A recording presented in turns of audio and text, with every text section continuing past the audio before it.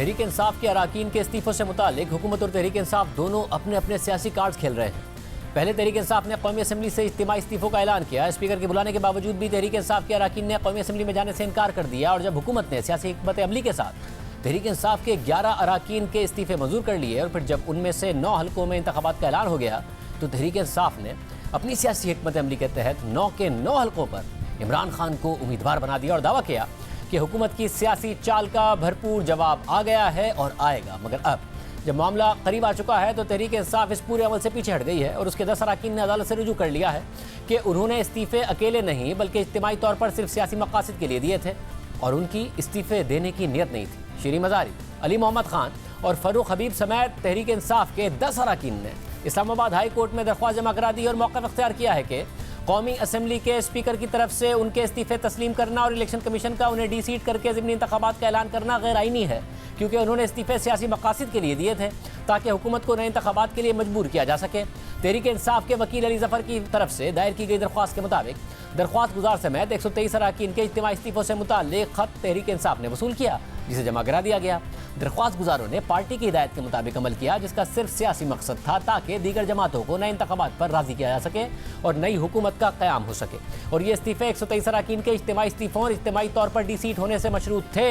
28 जुलाई को स्पीकर की तरफ से बगैर किसी इंक्वायरी और दरख्वास्त गुजारों की तरफ से बगैर किसी तस्दीक के इस्तीफे मंजूर करना और इलेक्शन कमीशन को भिजवाना और फिर इलेक्शन कमीशन की तरफ से उन अराकीन को डी सीट करना आइन के खिलाफ है और इन फैसलों को मुस्तरद किया जाए। दरख्वास्त गुजारों का इस्तीफे देने का इरादा नहीं था। स्पीकर ने दरख्वास्त गुजारों को सुने बगैर और बगैर किसी इंक्वायरी के ये इस्तीफे मंजूर कर लिए। सिर्फ यही नहीं, तहरीक इंसाफ के अराकीन ने अपनी दरख्वास्त में वज़ीर आज़म शहबाज शरीफ और वफाकी वज़रा के दरमियान होने वाली बातचीत की ऑडियो लीक का भी सहारा लिया और मौक़िफ़ इख्तियार किया कि 29 सितंबर को एक ऑडियो लीक सोशल मीडिया पर आई जिसमें पीटीआई अराकीन के इस्तीफों से मुतालिक इंकिशाफात थे। उस ऑडियो में मौजूदा वज़ीर आज़म, काबीना अराकीन और नून लीग के रहनुमाओं की ये बातचीत करते सुना जा सकता है कि इस्तीफे मंजूर किए जाएं और इस हवाले से नवाज शरीफ से भी मंजूरी ली जाए। ये पूरी बातचीत एक मुजरिमाना साजिश के गिर्द घूमती है जिसका मकसद तहरीक इंसाफ को गैर कानूनी तरीके से और 11 अप्रैल को दिए गए इस्तीफों में से मखसूस इस्तीफे मंजूर करके मुतासिर करना है। और इस साजिश पर स्पीकर की मिली भगत के साथ अमल किया गया और इन ऑडियो लीक्स में जो लोग भी मुलविस थे उनमें से किसी ने भी कभी इसकी तरदीद नहीं की है।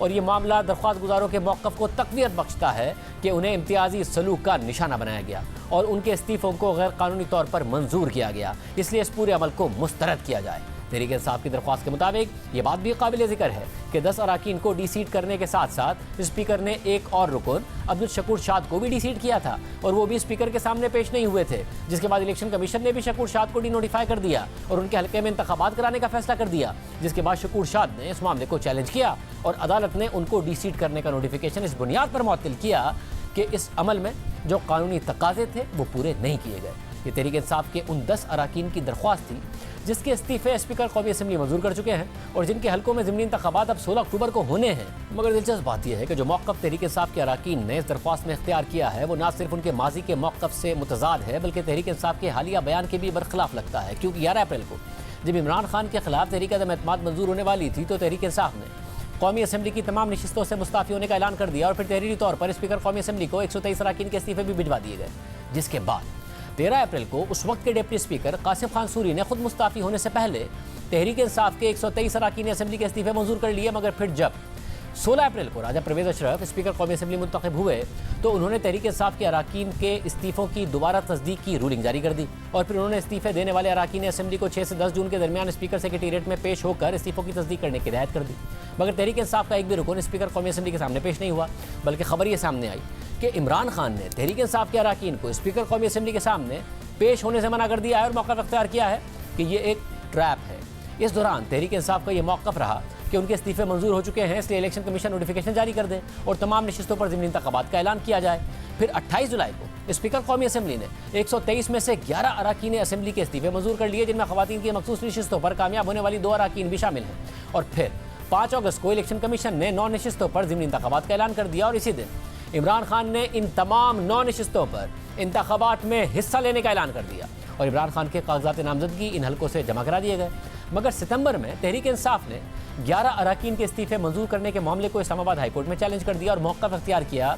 कि इस्तीफे मरहलों में कबूल नहीं किए जा सकते। तहरीक इंसाफ के तमाम 123 अराकीन के इस्तीफे एक साथ मंजूर किए जाएँ। मगर 6 सितंबर को इस्लामाबाद हाई कोर्ट ने तहरीक इंसाफ की दरख्वास्त मुस्तरद कर दी। फिर इस कहानी में एक और ड्रामाई मोड़ आया। इन 11 अरकान में से एक रुकन शकूर शाद ने इस्लामाबाद हाई कोर्ट में खुद दरख्वास्त दायर की और मौक़िफ़ इख्तियार किया कि उन्होंने इस्तीफ़ा नहीं दिया है। पार्टी हेड ऑफिस में कंप्यूटर ऑपरेटर ने 123 इस्तीफ़े टाइप करके भेज दिए, जिस पर सितंबर में अदालत ने शकूर शाद का इस्तीफ़ा मंजूरी का नोटिफिकेशन मुअत्तल कर दिया और उन्हें असेंबली इजलास में शिरकत करने का हुक्म दे दिया। शकूर शाद की दरख्वास्त पर तहरीक इंसाफ ने उन पर बरहमी का इजहार किया और 10 सितंबर को उन्हें शो कॉज नोटिस जारी कर दिया गया और उनकी बुनियादी रुकनियत भी मुअत्तल कर दी गई। इस दौरान इलेक्शन कमीशन ने सैलाब की वजह से इन 9 नशिस्तों पर ज़िमनी इंतखाबात मुलतवी कर दिए, जिसमें इमरान खान ही वाहिद उम्मीदवार थे। तो तहरीक इंसाफ ने तनकीद की और फौरी इंतखाबात का मुतालबा किया और अब उनमें से 8 नशिस्तों पर 16 अक्टूबर को इंतखाबात होने हैं। मगर तहरीक इंसाफ ये मामला फिर अदालत ले गई है और तहरीक इंसाफ के रहनुमा शकूर शाद ने जब अदालत से रुजू किया था